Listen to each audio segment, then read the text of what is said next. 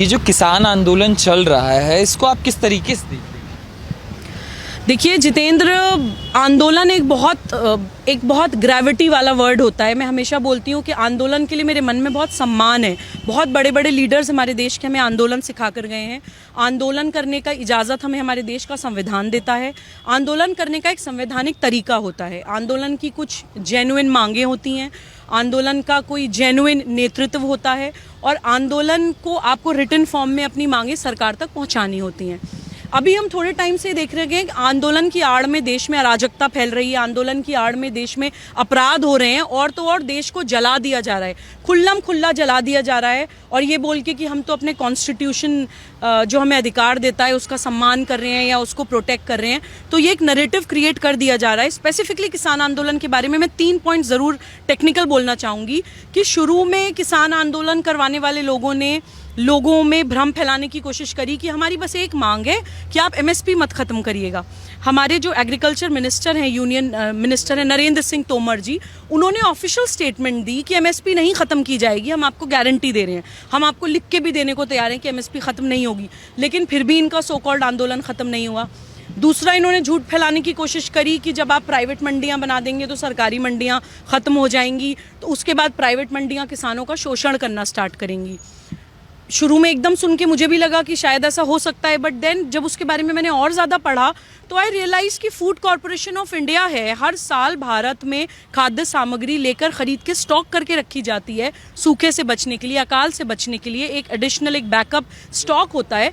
तो कैसे सरकारी मंडियां बंद हो जाएंगी? आप कितनी भी प्राइवेट मार्केट्स बना दीजिए, सरकारी मंडियां कभी ख़त्म नहीं होने वाली हैं। तो किस तरह से ये लोग झूठ बिल्कुल भ्रम फैला के लोगों को इमोशनल करके साइट करते हैं और उनको देश के खिलाफ खड़ा करने की कोशिश करते हैं। एक और मैं last but not the least एक इंपॉर्टेंट पॉइंट बोलना चाहती हूँ कि कुछ राज्यों की सरकारें और कुछ स्टेट पॉलिटिक्स करने वाले लोग भी इसको आंदोलन का रूप देके अपनी राजनीति, खोई हुई राजनीति चमकाने की कोशिश कर रहे हैं। देखिए, जो एग्रीकल्चरल इश्यूज होते हैं वो हमारे संविधान में कॉन्करेंट लिस्ट में आते हैं। दैट मीन्स केंद्र भी उन पे कानून बना सकती है और राज्य सरकार भी उन पे कानून बना सकती है। तो अगर पंजाब सरकार को या दिल्ली में केजरीवाल जी को या किसी भी स्टेट की गवर्नेंस को अगर कोई प्रॉब्लम है किसान कानूनों से या उसमें आप कोई चेंज करना चाहते हैं तो आप अपने स्टेट के लेवल पे कर लीजिए। आप क्यों नहीं कर रहे हैं? अगर आप सही में किसानों के हमदर्द हैं, आपकी जेन्युइन मांग है। एक्चुअली जेन्युइन मांग नहीं है जितेंद्र, मैं हमेशा बोलती हूँ आंदोलन नहीं चल रहा है ऐसी नागरिकता कानून में जिसमें मुसलमान का नाम भी नहीं था, उसमें मुसलमानों के दिमाग में ये डर डालने की कोशिश करी गई कि आपको भारत से निकाल दिया जाएगा, मुसलमानों को भारत से निकाल देंगे। तो इस तरह का ये नैरेटिव बिल्डिंग भारत के खिलाफ करते हैं। मैं तो बोलूँगी कि ये भारत तोड़ो आंदोलन है। देखिए, जो अब हमारे देश में बहुत सालों के बाद हमारी सरकार भी ऐसी आई है जो विकास की बात कर रही है, लोगों को जोड़ने की बात कर रही है, राष्ट्रवाद की बात कर रही है और बहुत अच्छे अच्छे डायनामिक काम कर रहे हैं। और बहुत सालों के बाद लोग भी जाति, संप्रदाय, पंथ से ऊपर उठकर भारतीय बन के रहने लगे हैं। लोगों के अंदर वो देशभक्ति की भावना या अपनी भारत माता से प्रेम करने की फीलिंग बहुत सालों के बाद दोबारा जागृत होनी स्टार्ट हुई है। हमारा स्वाभिमान जाग रहा है। ये कुछ भारत विरोधी मानसिकताओं से बर्दाश्त नहीं हो रहा है। वो हमें तोड़ने के लिए कैसे गुट बता रहे हैं। आप देखिए, शाहीन बाग में या नागरिकता कानून में ये लोग दलित, मुसलमान, 2 गुटों को इन्होंने भारत से तोड़ने की कोशिश करी थी। अब यहाँ पे किसान आंदोलन में ये लोग जाट और सिख, किस तरह से ये लोग सेगमेंट्स बनाते हैं। मैं देखिए आपके चैनल के माध्यम से जाट समाज से भी अपील करना चाहती हूँ। एक एग्जाम्पल भी दूंगी जितेंद्र। समाजवादी पार्टी के एक विधायक हैं Nahid Hasan, if I am not wrong. Nahid Hasan ने जब चौधरी चरण सिंह जी की मूर्ति विध्वंस करी थी, मूर्ति तोड़ी थी, और आज चौधरी चरण सिंह जी के पोते जयंत सिंह सेम मंच शेयर कर रहे हैं नाहिद हसन जी के साथ। मतलब आपके दादा की जिन्होंने मूर्ति तोड़ी हो। मैं जाट समाज से भी अपील करती हूँ कि आपके इतने शीर्ष का आपका एक नेतृत्व, जिनके लिए आपके मन में इतना सम्मान है, उनकी मूर्ति तोड़ने वाले, उनको इतना बेइज्जत करने वाले आज सेम मंच पे आकर आपको वरगला रहे हैं। तो आप भी थोड़ा सा मनन करिए। अपनी हम उस जीन्स को, अपनी उस जेनेटिक हिस्ट्री को हम कैसे भूल जाते हैं? हम कैसे भूल जाते हैं अपना वो शौर्य और पराक्रम का इतिहास? जितनी भी वीर कौम है, जितनी भी वीर हमारे भाई हैं देश के, उनको ये देश से तोड़ने की कोशिश करते हैं। देखिए, इंडियन आर्मी में सबसे ज़्यादा सिख रेजिमेंट आप देखिए, जाट समाज से ज़्यादातर लोग आर्मी में जाते हैं। तो जो वीर कौमें हैं जो देश के लिए मरने मिटने को तैयार होती हैं, उनको ये लोग देश से तोड़ने की कोशिश करते हैं, पॉलिटिसाइज करने के लिए हमारे ही घर में हमसे ही आग लगवाते हैं। मैं सिख समाज को भी वो इतिहास याद दिलाना चाहती हूँ जितेंद्र। अभी कानपुर में 4 साहिबजादे दिवस पे मैं इनवाइटेड थी। वहाँ पे मुझे सिख समाज का वो गौरवशाली इतिहास जानने को मिला। मुझे पता चला कि सिख समाज के जो गुरु गोबिंद सिंह जी के जो बच्चे थे, जो गुरुपुत्र नाम से हम लोग जानते हैं, उनको सम्मान करते हैं, वो एक 6 साल का बच्चा, एक 8 साल का बच्चा विदेशी आक्रांता की आंखों में आंखें डाल के बात करता है। विदेशी आक्रांता उनसे पूछते हैं कि तुम्हें अगर छोड़ दिया तो तुम क्या करोगे। तो वो ये बोलते हैं, और वो बोलते हैं कि हम अपने समाज को इकट्ठा करेंगे और तुमसे आके लड़ेंगे। 6 साल का और 8 साल का बच्चा। और फिर विदेशी आक्रांता उनसे बोलता है कि अगर हार गए तो, उनको बच्चा समझ के वो बात कर रहा है, तो वो ये बोलता है, एक 6 साल का बच्चा और 8 साल का बच्चा, कि सिख कभी हारता नहीं है देश के और धर्म के लिए। सिख या तो जीतता है या शहीद होता है। तो देखिए किस तरह की कौमों को, फियर्स फाइटर्स को ये भारत से तोड़ने की कोशिश कर रहे हैं। देखिए खालिस्तान और खालसा में फ़र्क होता है, ये हमें समझने की ज़रूरत है, ये हमें जानने की ज़रूरत है। ऐसी मैं मुस्लिम समाज से आती हूँ, मैं जानती हूँ जितेंद्र की मुसलमान का माइंड ऐसे काम करता है कि आप उसको ईमान के नाम पे, ईमान की बहुत वैल्यू होती है मुस्लिम के लिए, आप उसको ईमान के नाम पे किसी भी चीज़ के लिए चार्ज अप कर दीजिए तो वो मरने मिटने के लिए तैयार हो जाता है। मैंने अपना ईमान अपने देश से जोड़ लिया है। मैं लाल किले पे खड़े होकर आपको ये बाइट दे रही हूँ, मैं मरने से भी नहीं डर रही हूँ क्योंकि मेरा ईमान मेरे देश से जुड़ गया है। तो इसीलिए मुसलमान भी एक बहुत फियर्स कौम है। अशफाकुल्ला खान हो या एपीजे कलाम हो या ब्रिगेडियर उस्मान हो, जो भी कौम भारत के लिए मरने मिटने को तैयार होती हैं, उनको ये आंदोलनों के नाम पे, उनको कभी प्रताड़ित करके और फिर ये बोल के कि देखो भारत में तुम्हारे साथ ये हो रहा है, कभी उनको विक्टिम बना के, कभी उनको अपराधी बना के भारत को तोड़ने की कोशिश करते हैं। ये हम लोगों को समझने की ज़रूरत है। एक और मैं कौम का नाम यहाँ पे बोलना चाहूँगी Jitendra, otherwise this bite would be incomplete. Shaheen Bagh में दलित समाज के लोगों को इन लोगों ने भटकाने की कोशिश करी थी। देखिए दलित समाज हमारे भारत के वॉरियर्स हैं, हमारे धर्म योद्धा हैं। और धर्म जब मैं बोलती हूँ, मैं हमेशा कर्तव्य पालन की बात करती हूँ। धर्म से मेरा मतलब कोई पूजा पद्धति या पंथ नहीं है। देखिए जिस टाइम विदेशी आक्रांताओं ने भारत पे आक्रमण किया था और वो जबरन धर्म परिवर्तन करवा रहे थे, उस टाइम एक समाज ने मना कर दिया था कि कुछ भी कर लीजिए आप हमारे साथ, हम धर्म परिवर्तन नहीं करेंगे। तो उनको ह्यूमिलिएट करने के लिए, उनको धर्म परिवर्तन के लिए मजबूर करने के लिए उनसे निकृष्ट काम करवाए जाते थे। तो जो दलित भाई आज के टाइम में दलित हैं, वो वही लोग हैं जिन्होंने धर्म परिवर्तन करने से मना कर दिया था, जो किसी भी कीमत पे नहीं झुके उन आक्रांताओं के सामने। तो कभी भी आप देखिएगा कि हमेशा उस समाज को तोड़ने की कोशिश करेंगे जो फियर्स है, जो भारत माता के सपूत है और भारत माता के ऐसे बच्चे, ऐसे बेटे और बेटियां जो अपनी माँ के लिए जान भी देने से गुरेज ना करें। ऐसे लोगों के दिमाग में ये बांटने की राजनीति करते हैं, अलगाववाद के बीच डालते हैं, उनको अपराधी बनाते हैं और बच्चों से, बेटों और बेटियों से ही अपने माँ का आंचल जलवाते हैं। ये वो वाली मानसिकता है जितेंद्र। और पंजाब पॉलिटिक्स के बारे में भी मैं एक बात ज़रूर क्विकली बोलना चाहूँगी कि देखिए खालिस्तानियों के जो एक टाइम था कि प्रभुत्व था पंजाब में, और पंजाब बहुत टाइम तक एक टेरर आउटफिट से जूझा है, लेकिन अब वो पंजाब उस चीज़ से बाहर निकल गया है। कश्मीर इन लोगों के चंगुल से बाहर आ गया है, बंगाल इन लोगों के चंगुल से बाहर आने वाला है।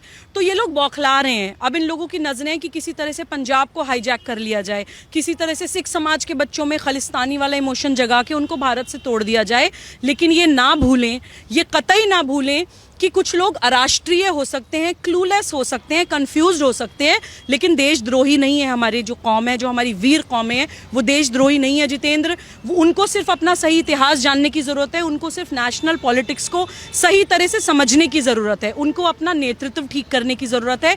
जिस दिन उनको समझ आ गया, जिस दिन भारत के मैप पे बैठ के उन्होंने स्थिति समझ ली या भारत का वो इतिहास जान लिया, अपनी कौम का वो इतिहास जान लिया, मुझे नहीं लगता कि उनको किसी भी मोटिवेशन की ज़रूरत पड़ेगी या कोई भी उनको भारत के खिलाफ भड़का पाएगा। ये मैं गारंटी के साथ आपके चैनल के माध्यम से द्वारा किया जा रहा है।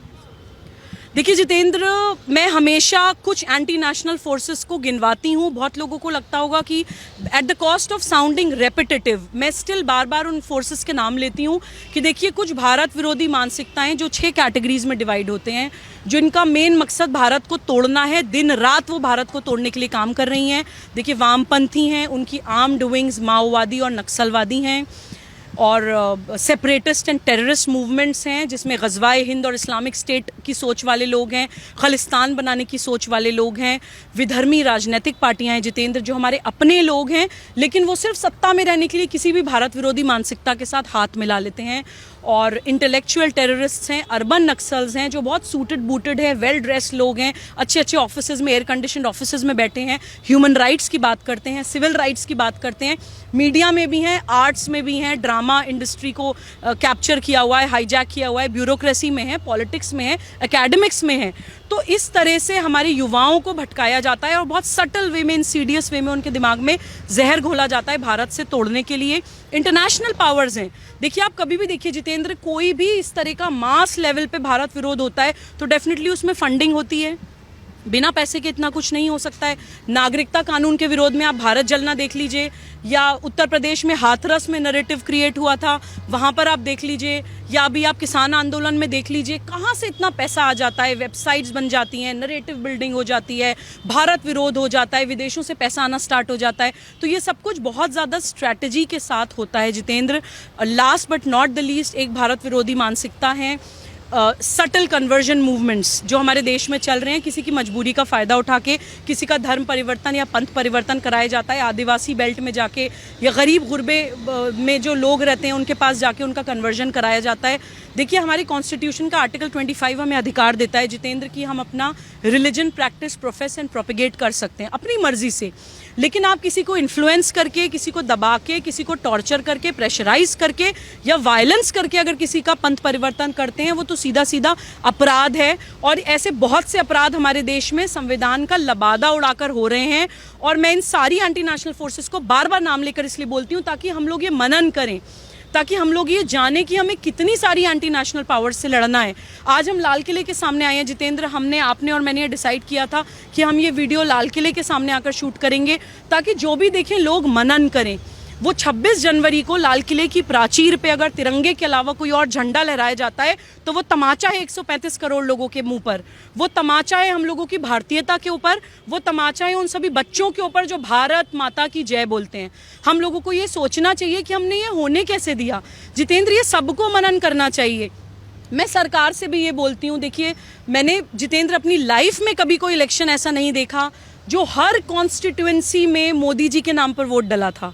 हर कॉन्स्टिट्यूएंसी में लोगों को इतना भरोसा है हमारे माननीय प्रधानमंत्री जी के ऊपर, मुझे खुद उनके ऊपर बहुत भरोसा है कि उन्होंने इतने बड़े बड़े डायनामिक काम इस देश के लिए किए हैं जो कोई भी लीडरशिप कभी नहीं कर पाई। मुझे लगता है कि वो ही कर सकते हैं, सिर्फ वही कर सकते हैं। वो बिल्कुल ये ना सोचें कि, हमें भी समझ आ रहा है कि ये जो भी हुआ लाल किले पे वो ये नैरेटिव बनाने के लिए किया गया कि अगर पुलिस गोली चलाएगी तो जलियांवाला बाग रिक्रिएट करेंगे या ये नैरेटिव बनाएंगे, दंगा करेंगे, बहुत सारे लोगों की जान जाएगी, ब्लड शेड होगा। देखिए मैं हमारे माननीय प्रधानमंत्री नरेंद्र मोदी जी तक अगर ये मैसेज पहुंचता है, उनसे अपील करना चाहती हूँ कि ये लोग आपको कभी सही नहीं बोलेंगे। आप कुछ भी कर दीजिए, ये आपको कभी सही नहीं बोलेंगे क्योंकि आप बहुत बड़ी पावर है इन लोगों के खिलाफ। आप इनका भारत विरोध चलने नहीं दे रहे हैं, आप इनकी बंद हुई दुकानें दोबारा खुलने नहीं दे रहे हैं और भारत माता के आगे एक फियर्स वॉरियर की तरह खड़े हैं, तो ये आपको हमेशा डिफेम करने की कोशिश करेंगे। मैं अपने माननीय प्रधानमंत्री जी को बोलना चाहती हूँ कि आप अकेले नहीं हैं, 135 करोड़ लोग आपके साथ हैं, उसमें से देश विरोधी, देशद्रोहियों को हटा दीजिए। Majority of people are with you. आपको इतने बहुमत से लाया गया है, आपकी एक आवाज पे ताली और थाली पूरा हिंदुस्तान बजाने लगा था। आप एक आह्वान करेंगे तो पूरा देश कुछ भी करने को तैयार हो जाता है। आपके साथ जन समर्थन है, आप इन लोगों को उखाड़ के फेंकिए। अगर आपको, मैं कहती हूँ, ब्लडशेड भी करना पड़े at the cost of sounding harsh. Jitendra देखिए, मैं ये मानती हूँ कि हमारे as an officer of the court बोल रही हूँ, मैं सुप्रीम कोर्ट में प्रैक्टिस करती हूँ, हमारी आईपीसी में सेक्शंस है, सेक्शन 96 टू सेक्शन 106 जो राइट टू प्राइवेट डिफेंस की बात करता है। अपनी पर्सन एंड प्रॉपर्टी को प्रोटेक्ट करने के लिए अगर हम कुछ करते हैं तो वो हमारा राइट टू प्राइवेट डिफेंस है। हम किसी को मारने नहीं जा रहे हैं, हम किसी के ऊपर आक्रमण नहीं कर रहे हैं, लेकिन अपने आप को बचाना हमारा ना ही सिर्फ लीगल राइट है बल्कि एक ह्यूमन राइट भी है। अपने आप को बचाने के लिए अगर ब्लडशेड भी होता है तो होए, उसको कौन रोक सकता है? मर थोड़ी जाएंगे। कोई अगर आके हमारी गर्दन काट देगा तो उनके सामने नतमस्तक थोड़ी हो जाएंगे। ये मैं पुलिस वालों को मैसेज देना चाहती हूँ। बोलते मैंने देखा जितेंद्र कुछ ग्राफिक्स कि हाथ जोड़ रहे हैं पुलिस वाले उन लोगों के सामने। देखिए, आप लोगों को गन सिर्फ जेब में रखने के लिए नहीं दी जाती है। मैं अपने पुलिस मेरे दादाजी डीएसपी थे मेरठ में 1960s में। मैंने वर्दी का वो वो जलवा देखा है जितेंद्र। मुझे बहुत अफसोस हुआ जब मैंने पुलिस वालों को हाथ जोड़ते हुए देखा। मैं उन पुलिस वाले भाइयों से भी अपील करना चाहती हूँ कि आप वो टाइम याद करिए जब आप सपना देखते थे कभी पुलिस ऑफिसर बनने का। आप वो टाइम याद करिए जब आपने पहली बार वो वर्दी पहनी होगी, जब आप ये सोचते होंगे कि मैं पुलिस बनूंगा तो मैं ये कर दूंगा, मैं वो कर दूंगा। तो देखिए, right to private defence police का भी होता है। आपको हाथ जोड़ने की जरूरत नहीं थी उनके सामने। राइट टू प्राइवेट डिफेंस आपका भी है Jitendra, right to private defence मेरा भी है। और वो सिर्फ मेरी पर्सन एंड प्रॉपर्टी के लिए नहीं है, किसी थर्ड पर्सन की पर्सन एंड प्रॉपर्टी को प्रोटेक्ट करने के लिए भी आप एक्सरसाइज कर सकते हैं। हर नागरिक भारत का ये सोच ले कि मैं यहाँ खड़ी हूँ जितेंद्र, मैं सोच लूँ कि मैं अगले 6 फुट तक कुछ गलत नहीं होने दूंगी। हर नागरिक अपनी ये जिम्मेदारी पहचान ले, अगला इंसान सोच ले मैं आगे 6 फुट तक कुछ गलत नहीं होने दूंगा। तभी हम इतने बड़े देश को इतनी सारी भारत विरोधी मानसिकताओं से बचा पाएंगे जितेंद्र। अगर आप अकेले राजसत्ता से उम्मीद करें कि 135 करोड़ लोगों को वो बचा लेंगे, तो मुझे लगता है कि बहुत अनरियलिस्टिक एक्सपेक्टेशन है जितेंद्र, बहुत अनरियलिस्टिक एक्सपेक्टेशन है। वो लोग बहुत लोगों से लड़ रहे हैं, इंटरनेशनल पावर से लड़ रहे हैं। अब समय आ गया है कि समाज सत्ता राजसत्ता का साथ दे। लास्ट मैसेज मैं समाज से भी बोलना चाहती हूँ जितेंद्र कि देखिए, भारत विरोधियों में बहुत एकता होती है, बहुत एकता होती है। आप कभी भी देखिए, कुछ भी भारत विरोध हो रहा होगा, सब एक हो जाएंगे, चाहे वो वामपंथी हो, जिहादी हो, खालिस्तानी हो, पॉलिटिकल पार्टीज हो, इंटरनेशनल पावर्स हो, इंटेलेक्चुअल टेररिस्ट हो, अर्बन नक्सल्स हो, या जो सटल कन्वर्जन मूवमेंट्स करने वाले हैं वो लोग हों, सब लोग एक हो जाते हैं। लेकिन हम लोग हमेशा वर्ण में, पंथ में, जातियों में, संगठनों में, बैनर्स में, पार्टीज में बट जाते हैं। तो देखिए, ये हमारी भी कमी है। प्लीज़ इसको मनन करिए। हमें बहुत लंबी लड़ाई लड़नी है, बहुत खतरनाक लड़ाई लड़नी है। प्लीज़ अपने देश का मैप खोलकर देखिए, बैठिए। एक तरफ आपके सर पे पाकिस्तान है, एक तरफ आपके सर पे चाइना है, और हम लोगों को कोई भी आके जातियों में बांट जाता है। प्लीज़ उस चीज़ से बाहर उभरिए। और जो फियर्स फाइटर्स हैं, फियर्स कौम है हमारे देश की, वो लोग अपना वो गौरवशाली इतिहास याद करें। और तब इन लोगों से लड़ने के लिए मुझे लगता है कि हम लोगों को किसी एक स्पेसिफिक फोर्स की ज़रूरत नहीं पड़ेगी। बॉर्डर पे हमारी जल थल वायु सेना हमारे बॉर्डर्स प्रोटेक्ट करने के लिए बहुत सशक्त है, बहुत सक्षम है। हम लोग भारतीय नागरिक अपनी इंटरनल सुरक्षा की गारंटी ले लें, तभी समस्या का समाधान हो पाएगा। पाकिस्तान भी बहुत खुशियाँ मना रहा था मैम जब ये सब सारी चीज़ें। Absolutely, absolutely. आप देखिए, बहुत सारे लोग देखना भी नहीं चाह रहे हैं जितेंद्र। वो जो वीडियोस हैं, ग्राफिक्स हैं कि लाल किले पे तिरंगे के अलावा कोई और झंडा लहराया जा रहा है, उस पे व्यूज़ कितने कमा रहे हैं। लोग देखना भी नहीं चाह रहे हैं। मेरे पास कॉल्स आई हैं, लोग रो रहे हैं। तो देखिए, हम लोगों को भी ये मनन करना चाहिए कि हज़ारों सालों तक हमारी साइकी में, हमारी जीन्स में डर डाला गया है जितेंद्र।